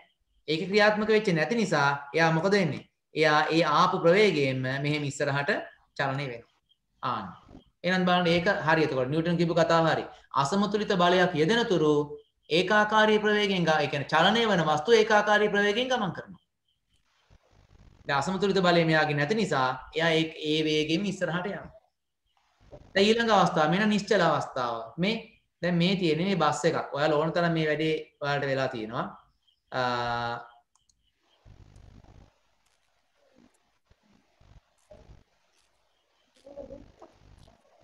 අර මේක ඔයාලට ඕන තරම් වෙලා තියෙන බස් එක නතර කරලා තියෙද්දි අත් දෙක අතහැරලා ඉන්නවා. බස් එක නතර කරලා තියෙද්දි අත් දෙක අතහැරලා ඉන්නවා. බස් එක ස්ටාර්ට් කරලා ඉස්සරහට යන්න හදනවා. එතකොට බස් එකේ එන්ජිම මගින් බලයක් යදුවම ඒ බලය තියෙන්නේ කොහෙද? ඒ බලය තියෙනවා බස් එකේ මේ හැම කොටසක් මත මේ බලය තියෙනවා.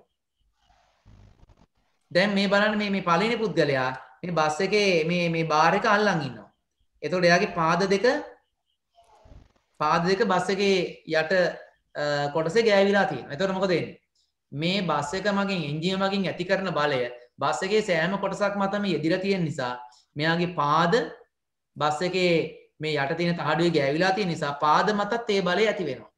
මෙයාගේ අතින් මේ දණ්ඩ අල්ලන් ඉන්න නිසා එයාගේ අත මතත් ඒ බලය දෙනවා. හැබැයි මේ ඊළඟ පුද්ගලයා මේ ඊළඟ එක්කෙනා එයා එහෙම අල්ලගෙන නැහැ. එතකොට මොකද වෙන්නේ? එතකොට මේ බලය දෙවෙන්නේ එයාගේ පාද මත විතරයි. පාද මත විතරයි බලය දෙවෙන්නේ. හරිද?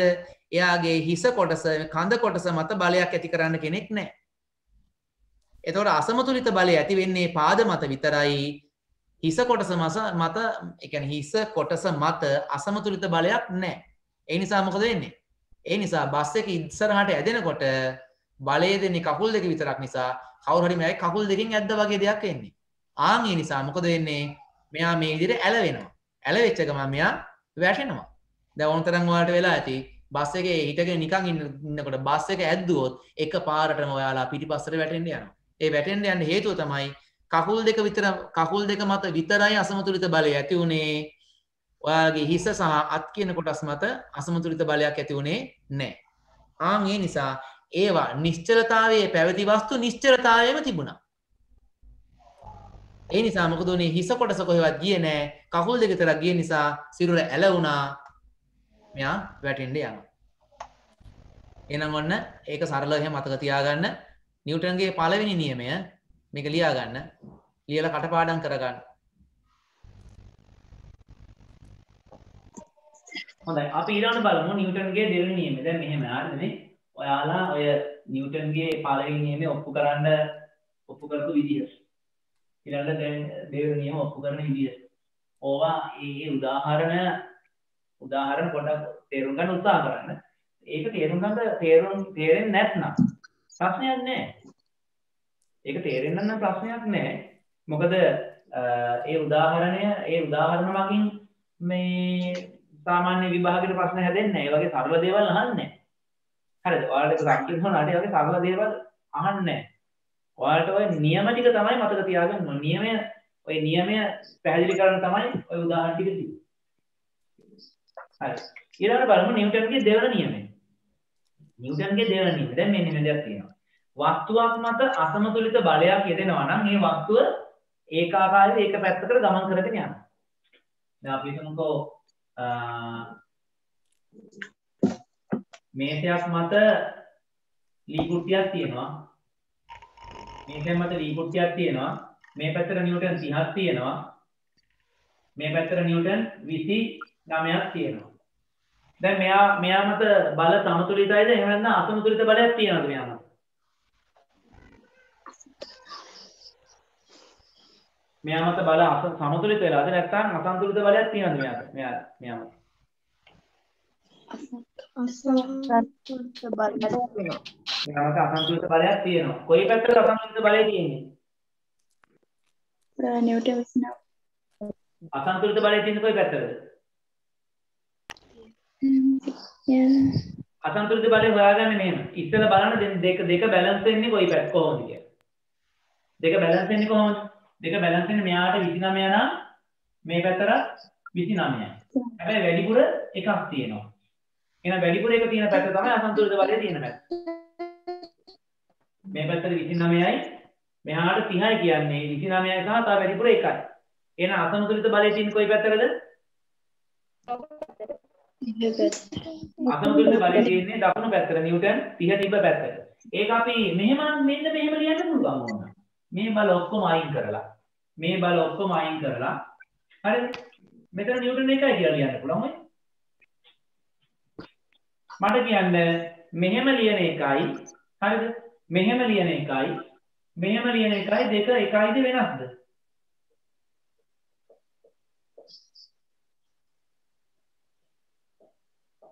මේ දෙක වෙනසක් තියෙනවද නැත්නම් දෙක සමානයිද? දෙක සමානයි. දෙක සමානයි. මෙහාට 29ක් තිබිලා මෙහාට 30ක් තිබුණා.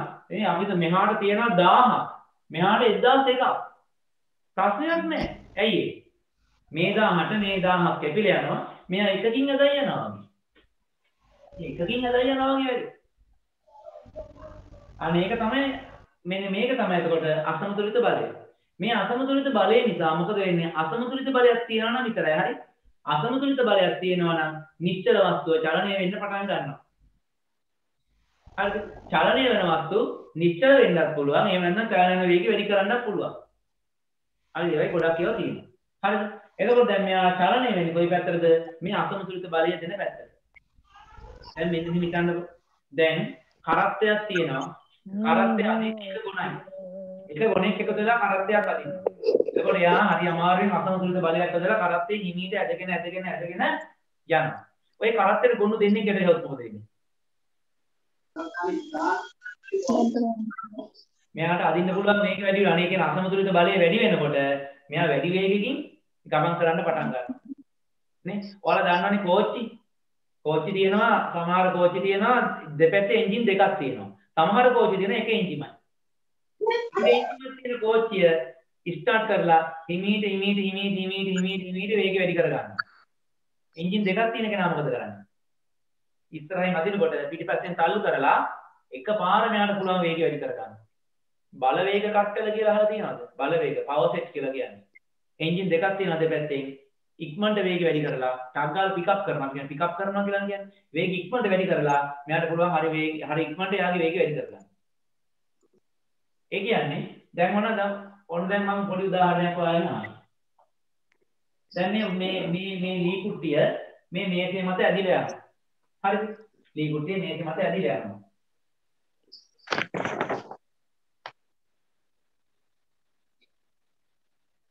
මෙයාට තව එක්කෙනෙක් දෙනවා නිව්ටන් 10ක්.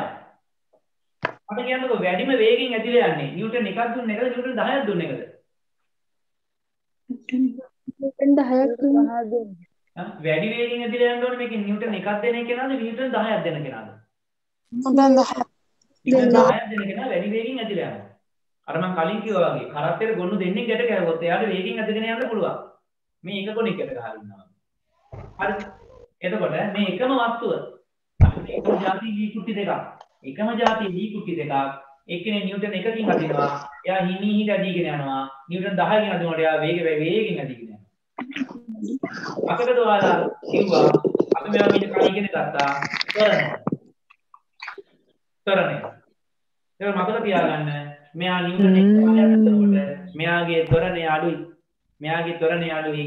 මෙයාගේ නිව්ටන් 10ක් යොදනකොට මෙයාගේ ත්වරණය වැඩි. කියන්නේ මෙයා ටික වේග වැඩි කරගන්න ප්‍රමාණය වැඩි වෙනවා. අපි ප්‍රවේග ත්වරණ ප්‍රවේගා ප්‍රස්තාර අපි ඔක්කොට ගණන් හැදුවා. එතකොට බලය අඩුයි නම් අසමතුලිත බලය අඩුයි නම් එයාගේ ත්වරණය අඩුයි. අසමතුලිත බලය වැඩි නම් එයාගේ ත්වරණය වැඩි. තව දෙයක් ඔන්න කියනවා. හරිද? දැන් ඔන්න දැන් මේක හොඳට මතක තියාගන්න. දැන් මේ ආයි කියලා දෙන්නේ නැහැ. හරිද? හොඳට මතක තියාගන්න. වෙන වෙන ඔක්කොම අතහැරලා මේක හොඳට අහගන්න. එකම જાති ලී කුටි දෙකක් තියෙන මේස දෙකක් මත. මේසත් එකම වගේ. මෙයාට නිව්ටන් 1ක බලයක් යොදවනවා. අරයට නිව්ටන් 10ක බලයක් යොදවලා තියෙනවා. එතකොට මේ දෙන්න චලනය ආරම්භ වෙනවා. වැඩි වේගෙන් යන්න පටන් ගන්න. වැඩි වේගයෙන්. තරම ඒ කියන්නේ වැඩි වේගයෙන් චලනය වෙන්නේ කවුද මේකෙන්? මේ දෙන්නගේ වැඩි වේගයෙන් චලනය වෙන්නේ කවුද? දෙවෙනි. නිව්ටන් 10 යොදන එක. ඒ කියන්නේ යාගේ ත්වරණය වැඩි, මෙයාගේ ත්වරණය අඩුයි. හරි ඔන්න ඒක මතක තියාගන්න. බලය අඩුයි නම් ත්වරණය අඩුයි, බලය වැඩි නම් යාගේ ත්වරණය වැඩි. හරි. දැන් මොනවද තව වෙනක්? හරි. දැන් ඔන්න මෙහෙම. ඔයාලා ඉස්කෝලේ තියෙනවා ගුරු මේසේ. ඔයාලා කරන වැඩක් නේ. හරිද? ගුරු මේසේ එහාට මෙහාට තල්ලු කරනවා ඔයාලා. මේසෙ නිකන් තල්ලු කරා යනවා. කවුරු නැතිවම මේසෙ තල්ලු කරා යනවා නිකන්. තල්ලු කරගෙන යන්න පුළුවන්. ඕගොල්ලෝ කොල්ලෝ දෙතුන් දෙනෙක් නැගලා ඉන්නවා. නැගලිදි කවුරු මේසෙ තල්ලු කරන්න යනවා. ඔයාලට පහසු. හරිද? ඔයාලට පහසු ඔය කවුරු හරි මේසෙ නැගලා ඉන්නකොට තල්ලු කරන එකද? නැත්නම් කවුරුත් නැතුව ඉඳි තල්ලු කරන එකද? කවුරුත් නැතුව ඉඳි තල්ලු කරන එකනේ. ඒ කියන්නේ යාගේ ස්කන්ධය වැඩි නම් එයා ටිකක් අමාරුයි. ස්කන්ධය වැඩි නම් එයාගේ වේගය වැඩි කරගන්න අමාරුයි. තව උදාහරණයක් විදිහට ගත්තොත් එහෙම ඔයාලා දැකලා ඇති අර ලොකුවට බර පටව ගත්ත ලොරි තියෙනවා. ලොකු කන්ටේනර් තියෙන්නේ. දැන් බයික් එකකුයි ඔන්න අහගන්න. බයික් එකකුයි ලොකු කන්ටේනර් එකකුයි එක ළඟ තියෙනවා. බයික් එකක් තියෙනවා ලොකු කන්ටේනර් එකක් එක ළඟ තියෙනවා. හරිද? දෙන්න තරංගයක් තියෙනවා. ඍජු පාරක් තියෙනවා කිලෝමීටර් 2ක් විතර දුර ඍජු පාරක් තියෙනවා. දෙන්නම ස්ටාර්ට් කරගෙන ඉන්නේ. දෙන්න එකපාර 1 2 3 කියලා තරංගය ආරම්භ කරනවා. කවුද දිනන්නේ? බයික් එක දිනනවා. අයිය ගන්නවා. අර කී ඇක්සලරේට් කරලා එකපාර ස්ටාර්ට් කරපුවා මේක උඩින් පැනලා ගිහිල්ලා අක්කල ගානක් ඇතුළත කිලෝමීටර 2 මෙයා යනවා. හැබැයි අර ලොරිය ස්ටාර්ට් කරපු ගාම මොකද ෆස්ට් එකේ දාලා හිමීට වේගය වැඩි කරන් ගිහලා තමයි යා වේගය වැඩි කරන්නේ. මට කියන්න එතකොට එතන ඇයි බයික් එක ඉක්මනට වේගය වැඩි කරගෙන යන්න පුළුවන් වුණා. අර ලොකු කන්ටේනර් එක ඉක්මනට වේගය වැඩි කරන්න බැරි වුණා. අයියේ.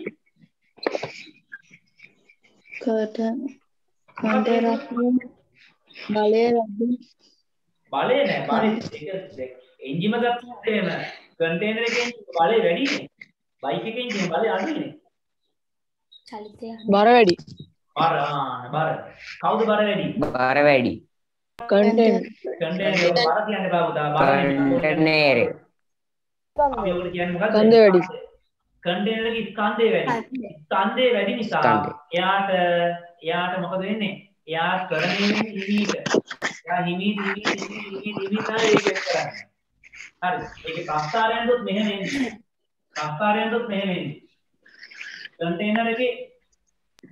කන්ටේනර් එකේ තරණ කාල ප්‍රස්ථාරයෙන් දුත්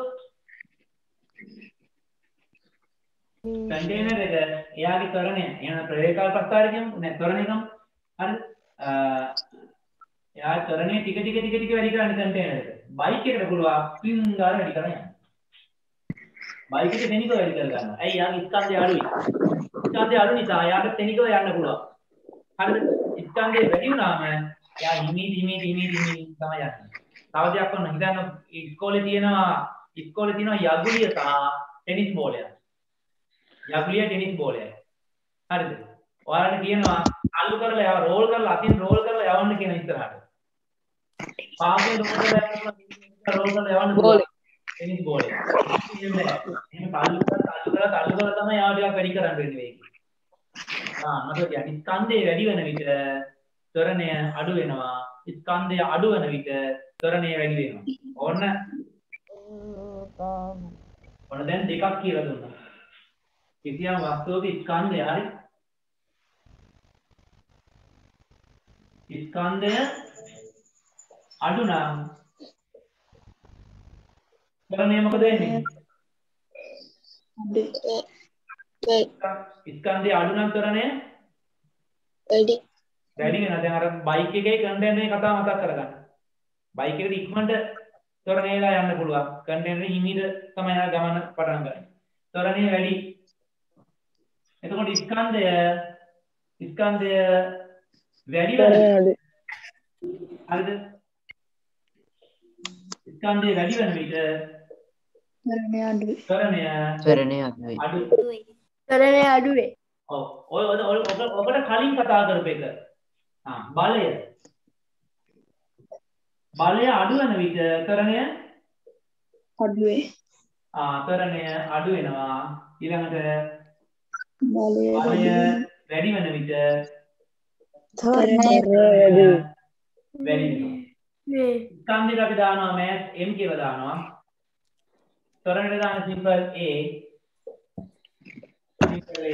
බලයට දාන්නේ f බලයට දානවා තරණයට දානවා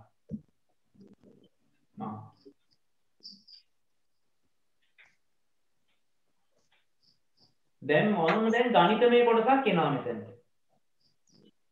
හරිද බලන්න බලය වැඩි වෙන විට ත්වරණය බලය වැඩි වෙන විට ත්වරණය වැඩි වෙනවා බලය වැඩි නම් ත්වරණය වැඩි බලය අඩුයි නම් ත්වරණය අඩුයි ඒ කියන්නේ බලය පැත්ත වැඩි වීගෙන එනකොට ත්වරණය පැත්තත් වැඩි වෙනවා බලය පැත්ත අඩු වීගෙන එනකොට ත්වරණය පැත්තත් අඩු වීගෙන එනවා හරිද බලන්න බලය පැත්ත වැඩි වීගෙන එනකොට ත්වරණය පැත්තත් වැඩි වෙනවා බලය පැත්ත අඩු වීගෙන එනකොට ත්වරණය පැත්ත අඩු වෙනවා ඕක අපිට ගණිතමය විදිහට කියන්න පුළුවන් හරිද මේ ත්වරණය බලය කියන දෙක අනුලෝම සමානුපාතිකයි හරිද දැන් අනුලෝම සමානුපාතික කතාව දන්නේ නැත්නම් ඒක ගණිතයත් එක්ක සම්බන්ධ කරගෙන පොඩ්ඩක් ඒ වැඩේ කොට දාගන්න අපි ඒක ලියන්නේ මෙහෙම ත්වරණය මෙන්න ලකුණ අනුලෝම සමානුපාතිකයි බලය අනුලෝම සමානුපාතිකයි බලය හරි මේ කියන්නේ ත්වරණය අනුලෝම සමානුපාතිකයි බලයෙන් කියන්නේ ත්වරණය වැඩි වෙන්න බලයක් වැඩි වෙන්න ඕනේ බලය අඩු වෙනකොට ත්වරණය අඩු වෙනවා හරිද මොකද මේක ත්වරණය කියන එක ස්කන්ධයට වෙනස් අනිත් පැත්තටනේ ත්වරණය වැඩි වෙනවා ස්කන්ධය අඩු වෙන්න ඕනේ මේ පැත්ත වැඩි වෙද්දි මේ ත්වරණය වැඩි වෙනකොට ස්කන්ධය අඩු වීගෙන යනවා මේ බලන්න ත්වරණය වැඩි වීගෙන යනකොට ස්කන්ධය අඩු වීගෙන යනවා ස්කන්ධය වැඩි වෙනකොට ත්වරණය අඩු වෙනවා ස්කන්ධය වැඩි වෙනවා ත්වරණය අඩු වෙනවා ඔකට කියනවා ප්‍රතිලෝම සමානුපාතිකයි කියලා ඔකට කියන්නේ ප්‍රතිලෝම සමානුපාතිකයි ඒක අපි ලියන්නේ මෙහෙම ත්වරණය කියන එක ලකුණ මෙහෙමයි ප්‍රතිලෝම සමානුපාතිකයි කියන දාන්නේ එක යට සිම්පල් එක ඕන එක යට සිම්පල් එක හරිද එතකොට මෙතෙන්දී බලය මේ ත්වරණය බලයට අනුලෝම සමානුපාතිකයි ත්වරණය ස්කන්ධයට ප්‍රතිලෝම සමානුපාතිකයි හරි දැන් ඕකේ අපි ගන්නවා තව සමීකරණ මම මේක දැන් මතනවා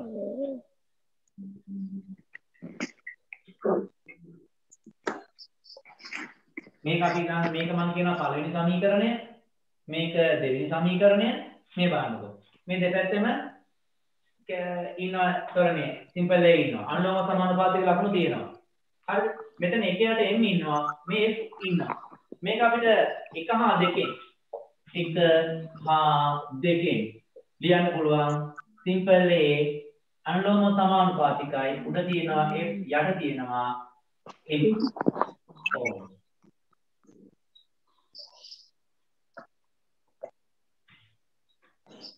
දැන් මේවා මෙහෙමයි. දැන් මේවා ආපු විදිය තේරෙන්නේ නැත්නම්. හරිද? මෙහෙම එකක් තියෙනවද කියලා මතක තියාගන්න. මෙහෙම එකක් ලියුවා පළවෙනි සමීකරණය කියලා. මේ සමීකරණය කියලා එකක් මෙහෙම ලියුවා. ඊට පස්සේ මෙන්න තව සමීකරණයක් ගත්තා. හරිද? මොකද ගණිතයේ මේ කොටස් ටික තාම කෙඩිලා නැත්නම් ගණන් පන්ති වල එහෙම මේක වලට තේරෙන්නේ නැහැ කොච්චර ලියුවා. හරිද? ඒ නිසා දැන් මට මෙතෙන්දී අනුලෝම සමානුපාතික ප්‍රතිලෝම සමානුපාතික කියන ගණිතේ පාඩම මෙතෙන්දි කරන්න වෙලාවක් නැහැ මට. ඔයාලට කවදා හරි ඔය අනුලෝම සමානුපාතික හා ප්‍රතිලෝම සමානුපාතික කියන පාඩම කරනකොට ගණිතයේද මේක ඔයාලට අවබෝධ වෙනවා. එතකන් මෙහිම දෙයක් තියෙනවා කියලා මතක තියාගන්න. මෙන්න මේ සමානුපාතික ලකුණ අයින් කරන්න පුළුවන්. සමානුපාතික ලකුණ මේ ඇල්ෆා වගේ එකක් තියෙන්නේ. මේක අයින් කරලා සමාන ලකුණ දාන්න පුළුවන්. සමාන ලකුණ දානකොට මෙතනට එනවා නියත අගය. ඒකම මොකක් හරි ඉංග්‍රීසි අකුරක් දාන්න. මෙන්න මෙහෙම දාන්න පුළුවන් මේක. A කියන එක සමානයි මම දානවා k වාරයක් f යට m කියලා. ඕන. මෙන්න මේකට කියනවා සමානුපාතික නියතය කියලා. මේ k කියන එක කියන්නේ සමානුපාතික නියතය. හරිද? එතකොට පරීක්ෂණාත්මකව හොයලා තියෙනවා. හරිද? කිලෝග්‍රෑම් එකක් මත ඔන්න ආවම.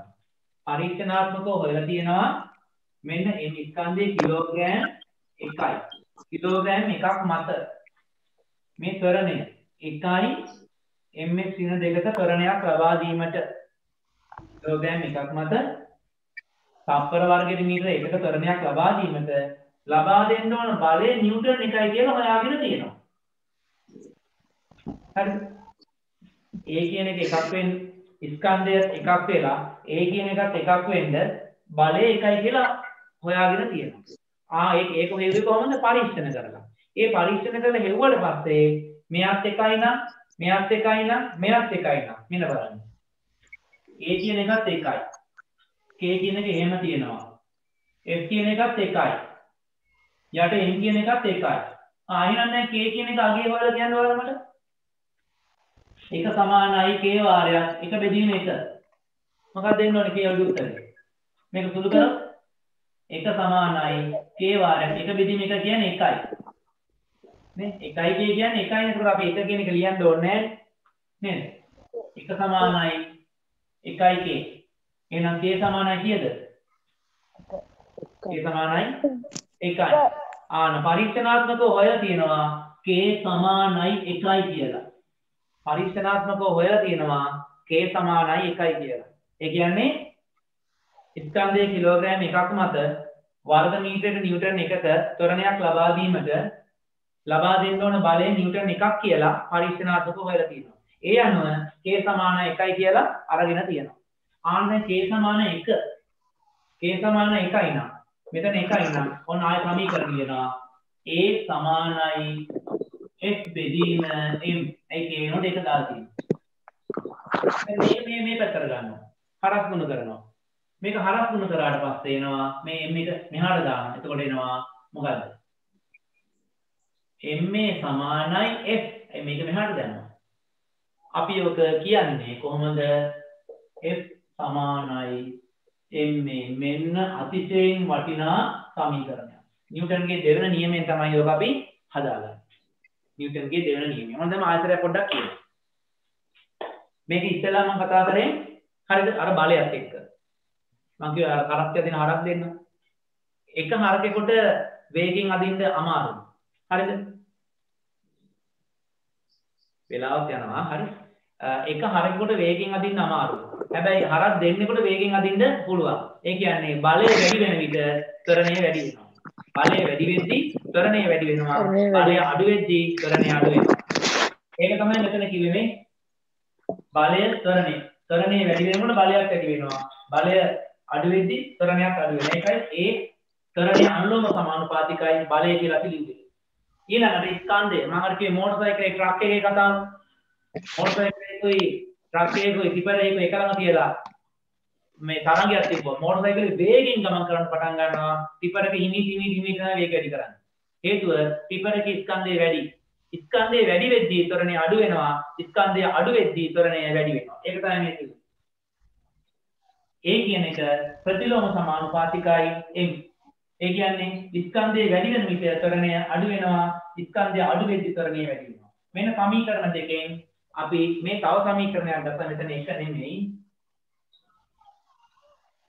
මේ සමීකරණ දෙක එක හා දෙකෙන් මෙන්න ගත්තා සමීකරණයක්. හරි ඒක තමයි ඒ සමානුපාතික ලකුණ f බෙදීමේ. සමානුපාතික ලකුණ වෙනුවට මෙන්න මෙහෙම දාන්න පුළුවන් එකක්. සමාන එකේ පරීක්ෂණය කරනවා දැන් කීපවතාවක් පරීක්ෂණ කරලා හොයා ගන්නවා ත්වරණය 1.2 වෙන්න කිලෝග්‍රෑම් එකක වස්තුවක් මත යොදන්න ඕනේ නිව්ටන් 1යි කියලා. එහෙනම් මෙයයි තුන් දෙනාම 1යි වෙනවා නම් k කියන එක අගය 1ක් වෙනවා. එතකොට අපි ලියනවා f සමානයි k වෙනකොට 1 දාලා f a සමානයි k වෙනකොට 1 දාලා f බෙදීම m. ඒකෙන් අපි ගන්නවා මේ වගේ සමීකරණයක්. ඒක අපි මෙන්න මේ විදිහට හදා ගන්නවා f සමානයි m. ඕක තමයි නිව්ටන්ගේ දෙවෙනි නියමය. නිව්ටන්ගේ දෙවෙනි නියමය. හරිද? ඒ කියන්නේ මොකද්ද? ඒකෙන් කියවෙන්නේ වස්තුවක් මත ඇතිවන ත්වරණය. ඒක යොදන අසමතුලිත බලයට, ඒ මත යෙදෙන අසමතුලිත බලයට අනුලෝම සමානුපාතික. ඒ කියන්නේ ත්වරණය බලයත් එක්ක වැඩි වෙනවා. බලය වැඩි වී ත්වරණය වැඩි වෙනවා. ඊළඟට වස්තු ස්කන්ධයට ප්‍රතිලෝම සමානුපාතික. ඒ කියන්නේ ස්කන්ධය වැඩි වෙද්දී ත්වරණය අඩු වෙනවා. ස්කන්ධය අඩු වෙද්දී ත්වරණය වැඩි වෙනවා. ඕක තමයි නිව්ටන්ගේ දෙවෙනි නියමය. දෙවෙනි නියමය අතරින් හදාගත්ත සමීකරණය මේක. මේක අතිශයින් වැදගත් සමීකරණයක්. මේකෙන් තමයි ගොඩාක් ගණන් හදන්න තියෙන්නේ. හරි අපි ඉක්මනට මේ ටික ලියමු.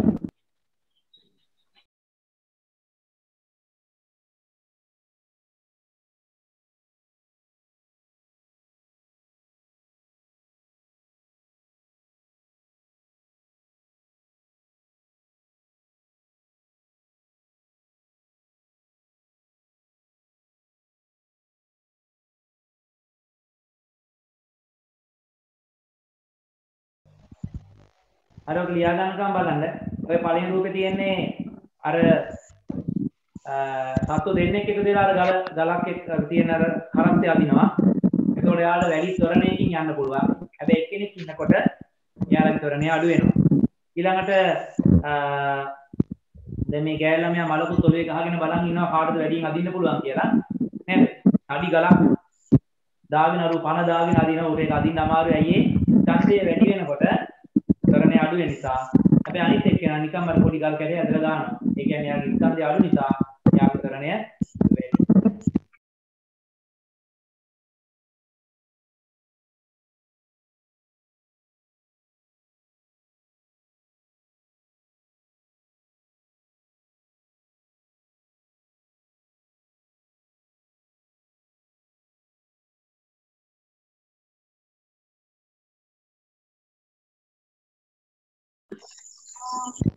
ඊට පස්සේ f සමානයි ma කියන සමීකරණය යොදාගෙන උතර තියෙනවා ප්‍රශ්න තුනක්. ওই ප්‍රශ්න තුන ඔයාලා හදන්න ඕනේ ගෙදරදී. ওই ප්‍රශ්න තුන ගෙදරදී හදලා මට අනිවාර්යයෙන් ওই ප්‍රශ්න තුනේ නෑ සර්. ප්‍රශ්න තුනක් නෑ. තියෙනවා සර්. හොඳ නෑ. ඔයාලගේ ටියුට් එකේ දැන් ඔය පෙන්නලා තියෙනවා උතන ප්‍රශ්න දෙකයි පේන්න තියෙන්නේ. තාට එකේ මයික් ප්‍රශ්නේ පෙන්නනවා. උනේ f සමානයි ma කියන සමීකරණය යොදාගෙන ඔයාලට ඔය ප්‍රශ්න තුනට උත්තර ලියන්න පුළුවන් වෙන්න ඕනේ. ඔය ප්‍රශ්න තුනට උත්තර ලියලා මට අනිවාර්යෙන් හෙට හවස් වෙන කලින් WhatsApp message දාන්න ඕනේ තියුණු දෙන්න.